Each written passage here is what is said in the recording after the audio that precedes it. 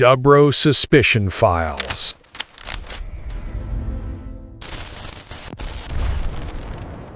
(2008년 11월 28일) 서울의 가장 번화한 문화중심지 중 하나죠. 바로 대학로입니다. 한창 공사가 진행 중이던 땅속에서 수십 구의 백골이 그것도 뒤엉킨 채로 발견돼요. 이 장면을 딱 봤을 때 당신이라면 가장 먼저 뭘 떠올리시겠어요?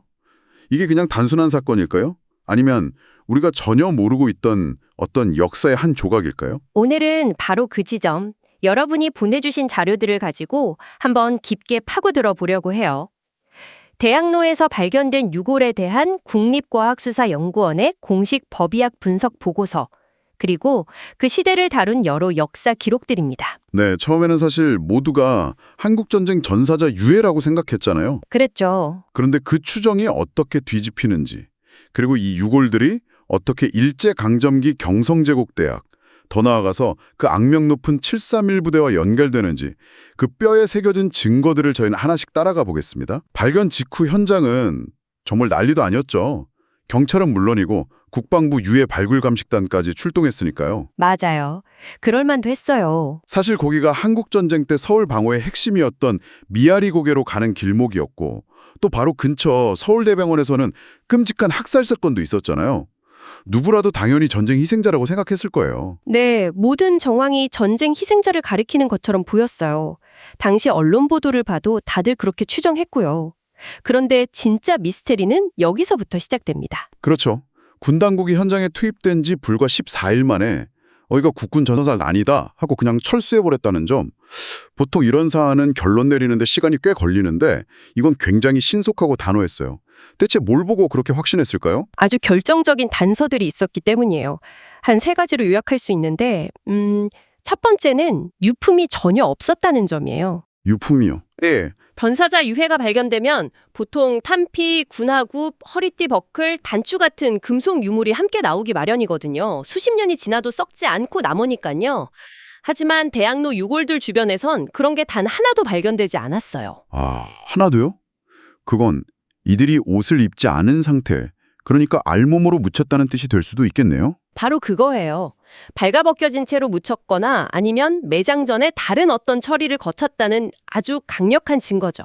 어느 쪽이든 일반적인 전사자의 모습과는 거리가 멀어요.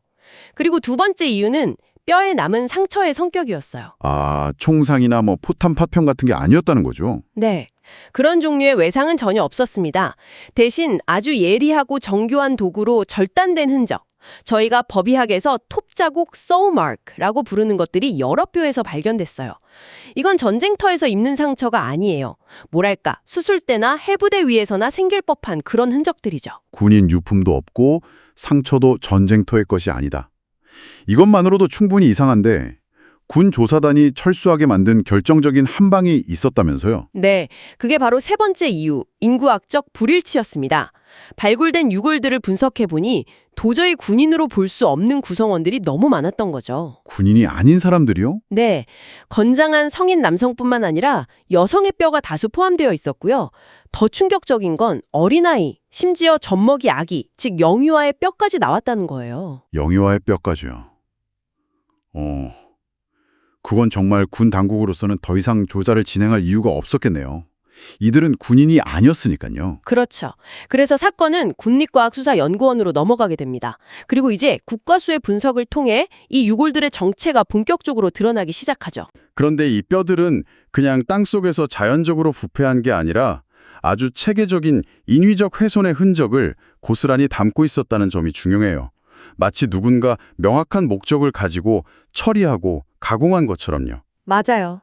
이걸 전문 용어로는 테포노미, 즉 사후 변화 연구라고 하는데 유골이 죽은 뒤부터 발견될 때까지 어떤 변화를 겪었는지 추적하는 학문이에요. 대학로 유골들은 이 사후 변화가 너무나 명백하고 인위적이었어요. 가장 대표적인 흔적부터 한번 볼까요? 바로 두개골 절단입니다. 두개골 절단. 말 그대로 머리뼈를 잘라냈다는 거잖아요. 잠깐만요. 왜 그런 짓을 한 거죠? 정확해요. 뇌를 꺼내서 연구하기 위한 목적이에요. 많은 두개골에서 머리 윗부분, 그러니까 두개관을 톱으로 둥글게 잘라낸 흔적이 선명하게 발견됐거든요. 이건 전형적인 부검이나 해부학 실습의 증거예요. 전쟁이나 범죄 현장에서 나타나는 패턴이 절대 아니죠. 정말 소름 끼치네요. 그거 말고도 또 있었죠? 네, 아까 군이 발견했던 톱 자국이 허벅지뼈나 팔뼈 같은 긴 뼈들에서도 다수 발견됐어요. 깨끗하게 절단된 걸로 봐서 아주 날카로운 의료용 톱을 사용한 걸로 보이고요. 그리고 더 결정적인 증거가 있습니다. 아, 자료에 나왔던 드릴 구멍 말씀이시죠? 뼈에 작은 구멍들이 뚫려 있었다는? 맞아요. 뼈 곳곳에 인위적으로 뚫은 작은 구멍들이 있었는데 이게 뭘 의미할까요?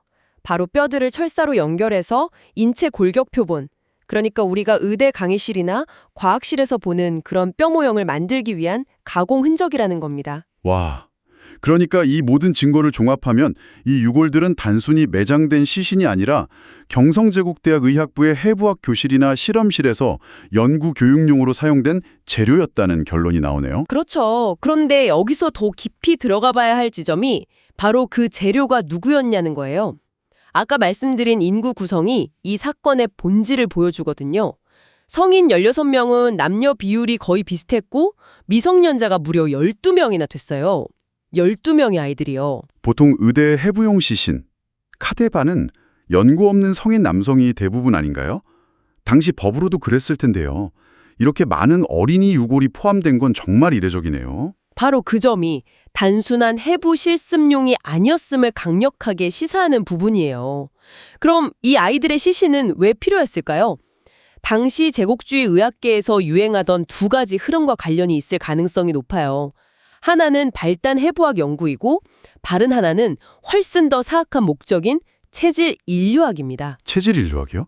그냥 인류학 연구가 아니었던 건가요? 전혀 아니에요. 제국주의 시대의 체질 인류학은 사실상 식민 지배를 정당화하기 위한 사이비 과학에 가까웠어요. 식민지인의 신체를 측정하고 분류해서 인종적으로 열등하다는 결론을 내리기 위해 집요하게 파고들었죠. 아, 이런 뒤틀린 세계관을 구축하려면 방대한 표본 라이브러리가 필요했어요. 그리고 그 표본을 구하기 가장 쉬운 대상이 바로 식민지 조선의 가장 취약한 계층, 즉 고아원의 아이들이나 길거리에서 죽어간 빈민들이었던 거죠. 비정한 과학의 이름으로 가장 약한 아이들이 희생양이 되었다는 거군요. 자, 그러면 이제 핵심으로 들어가 보죠. 이렇게 끔찍한 증거들이 발견된 곳이 경성제국대학부 의학부 부주였다. 알겠습니다. 그런데 이게 어떻게 그 악명 높은 731 부대와 연결되는 거죠? 이거 정말 큰 비약처럼 들리는데요. 그게 바로 핵심적인 질문이에요. 그리고 그 답은 뼈 자체가 아니라 그들이 남긴 서류, 일종의 영수증에 있어요. 최근 연구를 통해 밝혀진 사실은 경성제국대학이 단순한 의학 교육기관이 아니었다는 거예요. 그들은 731 부대의 전쟁 범죄를 학문적 세탁소 역할을 하고 있었습니다. 학문적 세탁소요? 그게 무슨 뜻이죠? 말 그대로예요. 731 부대가 저지른 반인륜적 인체 실험 결과를 정상적인 의학 연구인 것처럼 포장해주고 박사학위라는 학문적 권위를 부여해준 거죠. 네. 1945년 폐망 직전 경성제국대학이 731 부대 소속 관계자 24명에게 의학 박사 학위를 수여한 사실이 공식 문서로 확인됐어요. 잠깐만요. 731 부대원들한테 박사학위를 줬다고요. 그 인체 실험 결과를 가지고요? 그건 그냥 묵인한 수준이 아니라 제도적으로 공모했다는 거잖아요. 이건 완전히 다른 차원의 이야기인데요. 그렇죠. 공모를 넘어선 적극적인 협력입니다. 예를 들어 군의관이었던 모노토요시라는 인물이 있어요. 그는 말라리아 치료법을 연구한다면서 살아있는 사람, 즉 마루타에게 말라리아균을 주입하고 그 경과를 관찰한 보고서로 경성제대에서 버젓이 박사 학위를 받았어요. 세상에. 이건 경성제대 교수진이 실험의 출처를 알면서도, 아니 오히려 적극적으로 지도하면서 그들의 범죄에 학문적 정당성을 부여해줬다는 걸 의미해요. 그러니까 서울의 대학로 캠퍼스와 만주 하얼빈의 731 부대가 사실상 하나의 시스템처럼 움직였다는 거군요. 정확합니다. 그리고 그 시스템을 움직이는 또 하나의 톱니바퀴가 바로 특수 이송제도였어요. 이걸 일종의 끔찍한 공급망으로 생각해 보시면 이해가 쉬울 거예요. 공급망요? 네. 당시 관동군 헌병대는 세포된 독립운동가나 사상범들을 재판 절차 없이 731 부대로 보내는 제도를 운영했어요. 이게 바로 특수이송이에요. 이 제도는 살아있는 사람들을 실험 재료라는 이름으로 하얼빈의 실험실로 보내는 물류 네트워크였던 셈이죠. 수많은 조선인과 중국인이 이 공급망을 통해서 희생됐습니다. 그럼 여기서 가설이 하나 세워지네요. 원재료인 사람은 하얼빈으로 보내졌지만 실험의 결과물은 분석을 위해 서울로 보내졌을 수 있다는 것. 바로 그 지점이에요.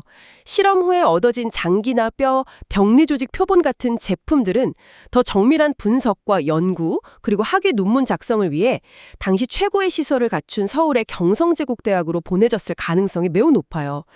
실제로 만주 731 부대와 서울을 오가며 연구를 주도했던 교수들도 있었고요. 그렇다면 대학로에서 발견된 유골들은 바로 그 끔찍한 공급만의 최종 결과물 중 일부일 수 있다. 그런 거죠. 정말 충격적인 이야기인데 더 놀라운 건 이와 거의 똑같은 사건이 이미 다른 곳에서 있었다는 거예요. 1989년 일본 도쿄의 심장부인 신주쿠에서요.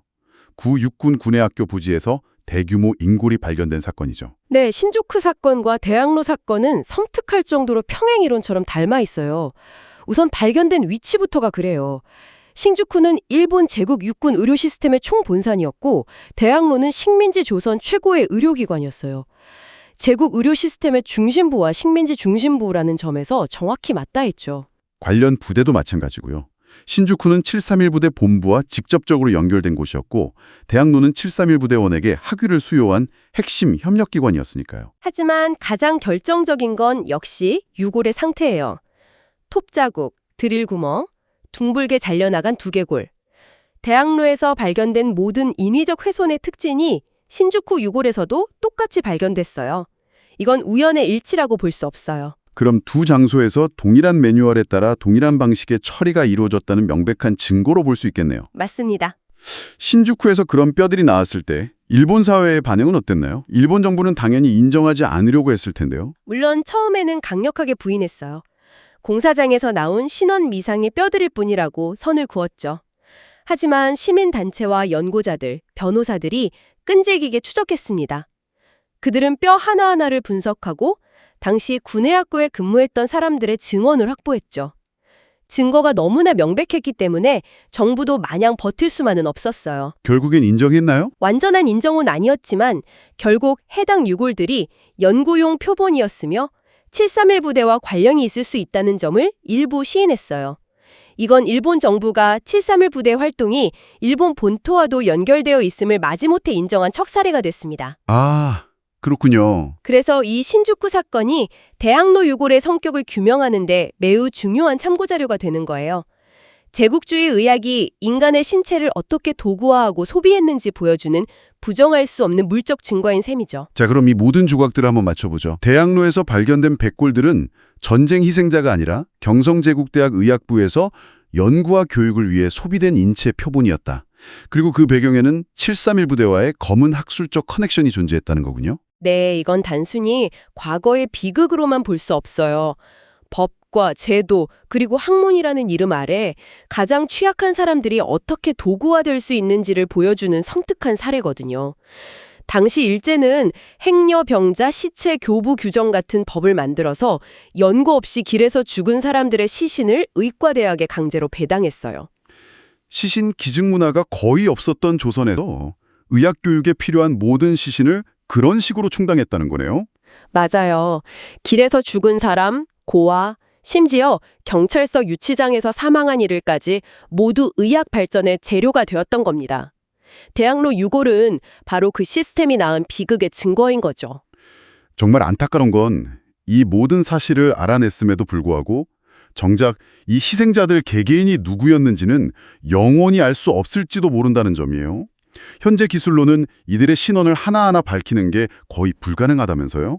네, 가장 큰 이유는 비교할 유가족의 DNA 데이터베이스가 없기 때문이에요. 수십 년이 지난 지금 누가 이들의 가족이었는지 추적할 방법이 막막하죠. 우리는 이들에게 무슨 일이 일어났는지는 알지만 그들이 김 씨였는지 이 씨였는지 어떤 꿈을 꾸던 사람이었는지 영원히 모를 수도 있어요. 그저 이름 없는 희생자로만 남게 된 거죠. 하지만 여기서 이야기가 끝나는 건 아니었으면 좋겠어요. 과학은 계속 발전하고 있으니까요. 미래에 이들의 목소리를 들을 수 있게 될 가능성도 있지 않을까요? 물론이죠. 그리고 그 희망의 열쇠가 될 수 있는 기술이 바로 안정 동위원소 분석이라는 거예요.